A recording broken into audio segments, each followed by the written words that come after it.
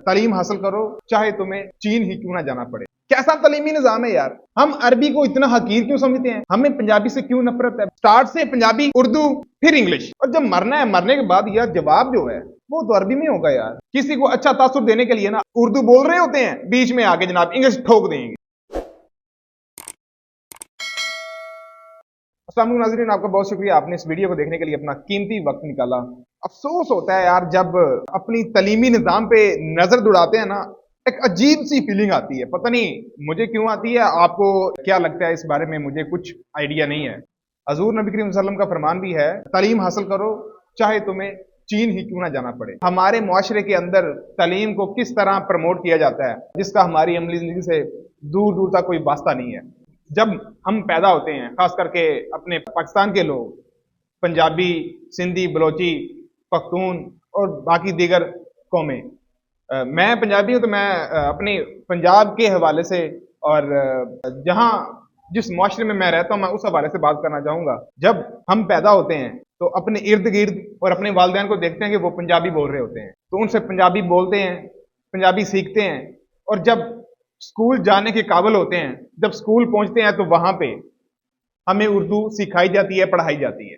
और जब स्कूल से मैट्रिक करने के बाद फारिग होकर कॉलेज में जाते हैं और कॉलेज के बाद यूनिवर्सिटी में जाते हैं, वहां पे इंग्लिश हमें थमा दी जाती है। मुझे समझ नहीं आती यार इस बात की। स्टार्ट से पंजाबी, उर्दू, फिर इंग्लिश, और जब मरना है मरने के बाद यार जवाब जो है वो तो अरबी में होगा यार। इसी की मुझे बड़ी परेशानी है। कैसा तालीमी निजाम है यार।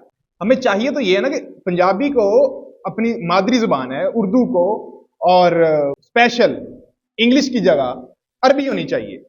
वो तो है नहीं।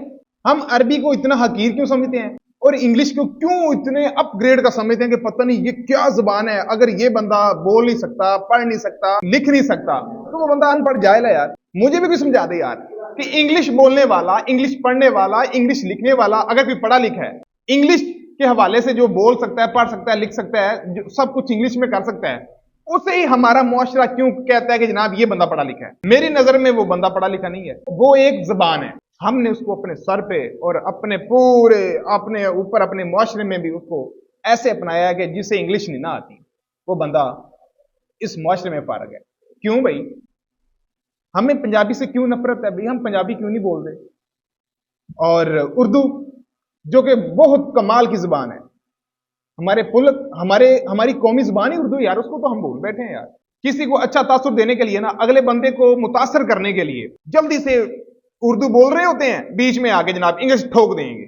अगला बंदा पता नहीं क्या समझेगा, पता नहीं यार ये कितना पढ़ा लिखा है यार। मैं समझता हूं कि शर्म आनी चाहिए यार। इस तरह हम पता नहीं क्यों करते हैं। मैं भी ऐसे करूंगा, क्यों करूंगा भाई।